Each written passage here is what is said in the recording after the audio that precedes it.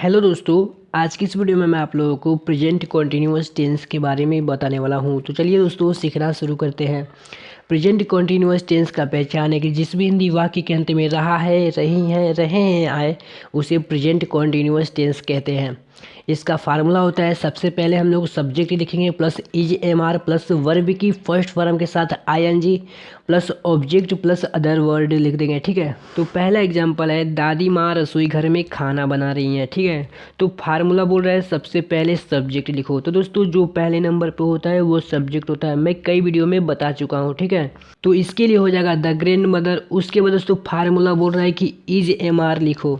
अब कहाँ इज लगेगा, कहाँ एम लगेगा, कहाँ आर लगेगा, तो दोस्तों सुनिए। अगर दोस्तों आपका सब्जेक्ट सिंगुलर रहेगा यानी कोई एक व्यक्ति या कोई एक वस्तु है तो वहाँ पर इज लिखेंगे। अगर दोस्तों आपका सब्जेक्ट प्लूरल है यानी कोई एक से अधिक व्यक्ति या कोई एक से अधिक वस्तु है तो वहाँ पर आर लिखेंगे। और दोस्तों अगर आपका सब्जेक्ट आई है तो वहाँ पर एम लिखेंगे। ठीक है, तो इसके साथ हम लोग इज लिख देंगे। उसके बाद दोस्तों फार्मूला बोल रहा है कि वर्ब लिखो। तो वर्ब हमेशा सेंटेंस के लास्ट में लिखा होता है। ठीक है, तो इसके लिए हो जाएगा कुक। अब कुछ मेरे भाई बोलेंगे कि कुक के जगह पे मेक नहीं लिख सकते।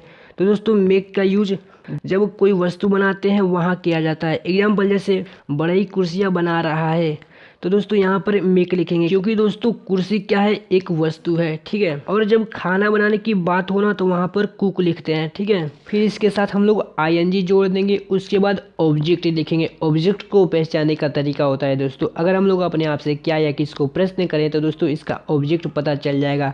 एग्जाम्पल जैसे दादी माँ क्या बना रही है, तो खाना बना रही है, तो इसके लिए हो जाएगा फूड। ठीक है, उसके बाद दोस्तों अदर वर्ड लिखेंगे। अदर वर्ड को पहचानने का तरीका होता है दोस्तों, सब्जेक्ट वर्ब और ऑब्जेक्ट को छोड़कर सारे अदर वर्ड ही हैं। तो दादी माँ कहाँ खाना बना रही हैं, तो रसोई घर में, तो इन द किचन लिख देंगे। ठीक है, तो पूरा सेंटेंस हो जाएगा the grand mother is cooking food in the kitchen. ठीक है, दूसरा एग्जाम्पल है, हम लोग स्टेज पर गाना गा रहे हैं। ठीक है, तो सबसे पहले हम लोग सब्जेक्ट लिखेंगे यानी कि वी लिखेंगे। वी के बाद आर लिखेंगे। उसके बाद वर्ब की फर्स्ट फॉर्म लिखेंगे यानी कि सिंग लिखेंगे।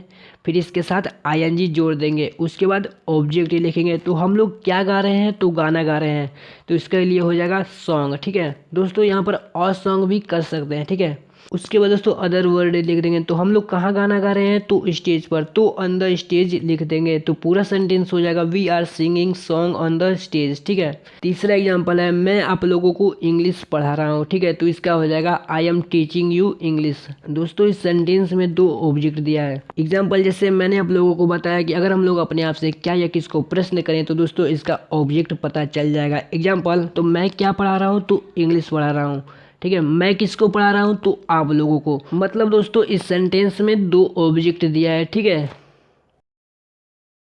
दोस्तों, अगर हम लोग इसका निगेटिव बनाएंगे तो फार्मूला पूरा सेम रहेगा, बस इज एम आर के बाद नॉट लग जाएगा। जैसे लकड़हारा जंगल में लकड़ियाँ नहीं काट रहा है। ठीक है, तो सबसे पहले हम लोग सब्जेक्ट लिखेंगे यानी कि द वुड कटर लिखेंगे। दोस्तों द वुड कटर का मतलब होता है लकड़हारा। ठीक है, फिर इसके साथ इज लिखेंगे प्लस नॉट लिखेंगे प्लस वर्ब की फर्स्ट फॉर्म यानी कि कट लिखेंगे प्लस इसके साथ आईएनजी जोड़ देंगे। दोस्तों आईएनजी लिखेंगे तो डबल टी हो जाएगा। ठीक है, उसके बाद दोस्तों ऑब्जेक्ट लिखेंगे। तो लकड़हारा क्या नहीं काट रहा है, तो लकड़ियाँ नहीं काट रहा है। ठीक है, फिर इसके बाद दोस्तों अदर वर्ड लिख देंगे यानी कि इन द फॉरेस्ट लिख देंगे। ठीक है, तो पूरा सेंटेंस हो जाएगा the wood cutter is not cutting woods in the forest. ठीक है, दूसरा एग्जाम्पल है, वे लोग कठिन परिश्रम नहीं कर रहे हैं। ठीक है, तो सबसे पहले हम लोग सब्जेक्ट लिखेंगे यानी कि दे लिखेंगे। फिर इसके तो दोस्तों दे के साथ क्या लगेगा, तो आर लगेगा। ठीक है, फिर आर के बाद नॉट लिखेंगे।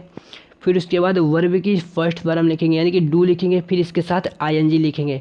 फिर उसके बाद दोस्तों ऑब्जेक्ट लिखेंगे यानी कि हार्ड वर्क लिख देंगे। हार्ड वर्क का मतलब होता है दोस्तों कठिन परिश्रम। ठीक है, तीसरा एग्जाम्पल है, मैं अपने गांव नहीं जा रहा हूं। तो सबसे पहले हम लोग सब्जेक्ट लिखेंगे यानी कि आई लिखेंगे। आई के साथ एम लिखेंगे प्लस नॉट लिखेंगे प्लस वर्ब की फर्स्ट फॉर्म यानी कि गो लिखेंगे।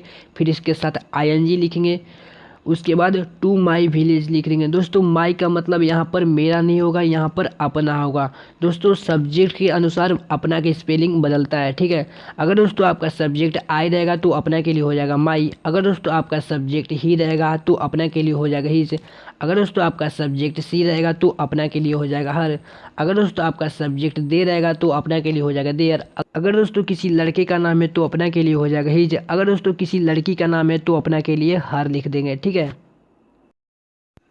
दोस्तों अगर हम लोग इसका इंट्रोगेटिव बनाएंगे तो फार्मूला पूरा सेम रहेगा, बस इज एम आर को सब्जेक्ट से पहले लिख देंगे। ठीक है, तो पहला एग्जांपल है, क्या हम लोग अपना कार्य समय पर कर रहे हैं, तो इसका हो जाएगा are we doing our work in the time. ठीक है, फिर सेंटेंस के लास्ट में क्वेश्चन मार्क लगा देंगे क्योंकि सेंटेंस में प्रश्न पूछा जा रहा है। ठीक है, दूसरा एग्जाम्पल है, क्या वो अपने साइकिल का मरम्मत करा रहा है, तो इसका हो जाएगा is he repairing his cycle. ठीक है, तीसरा एग्जाम्पल है, क्या विद्यार्थी कक्षा में शोर कर रहे हैं, तो इसका हो जाएगा are the students making a noise in the class. दोस्तों मेकिंग अ नॉइज का मतलब होता है शोर करना। ठीक है दोस्तों, अगर हम लोग इंट्रोगेटिव का नेगेटिव बनाएंगे तो फार्मूला पूरा सेम रहेगा, बस सब्जेक्ट के बाद नॉट लग जाएगा। जैसे क्या वो अपना कार्य समय पर नहीं कर रहा है, तो इसका हो जाएगा is he not doing his work in the time. दोस्तों इन द टाइम का मतलब होता है समय पर। ठीक है, दूसरा एग्जाम्पल है, क्या हम लोग दिल्ली नहीं जा रहे हैं, तो इसका हो जाएगा are we not going to Delhi. ठीक है, तीसरा एग्जाम्पल है, क्या मैं एक पत्र नहीं लिख रहा हूँ, तो इसका हो जाएगा एम आई नॉट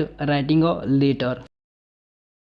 दोस्तों अगर प्रश्नवाचक चिन्ह बीच में आ जाए, जैसे कब, क्यों, कहाँ, कैसे, अगर बीच में आ जाए तो दोस्तों फार्मूला पूरा सेम रहेगा, बस इनको इज एम आर से पहले लिख देंगे। ठीक है, जैसे तुम अपने पिताजी को क्यों बुला रहे हो। ठीक है, तो क्यों की स्पेलिंग हो जाएगा वाई।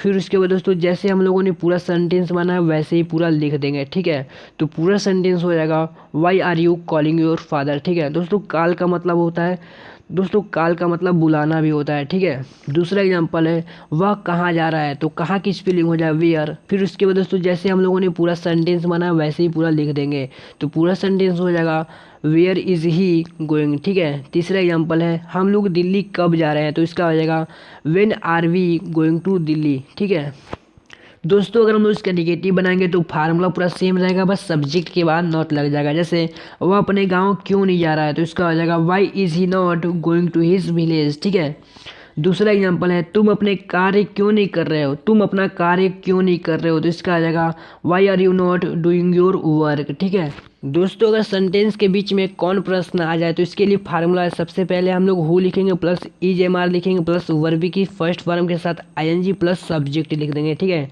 तो पहला एग्जांपल है, रोहन को कौन पीट रहा है, तो कौन की स्पेलिंग हो जाएगा हु, फिर इसके साथ इज लिखेंगे प्लस वर्ब की फर्स्ट फॉर्म के साथ आईएनजी लिखेंगे प्लस सब्जेक्ट लिख देंगे, यानी कि रोहन लिख देंगे, तो पूरा सेंटेंस हो जाएगा हु इज़ बीटिंग रोहन। ठीक है, दूसरा एग्जांपल है, वहाँ कौन जा रहा है, तो इसका हो जाएगा हु इज़ गोइंग देयर। ठीक है, उम्मीद करता हूँ दोस्तों मेरी बात आप लोगों को अच्छे से समझ में आई होगी। अगर दोस्तों कोई भी डाउट हो तो कमेंट करके बताइएगा। वीडियो पसंद आए तो वीडियो को लाइक कीजिएगा, शेयर कीजिएगा एंड चैनल को सब्सक्राइब कीजिएगा। धन्यवाद।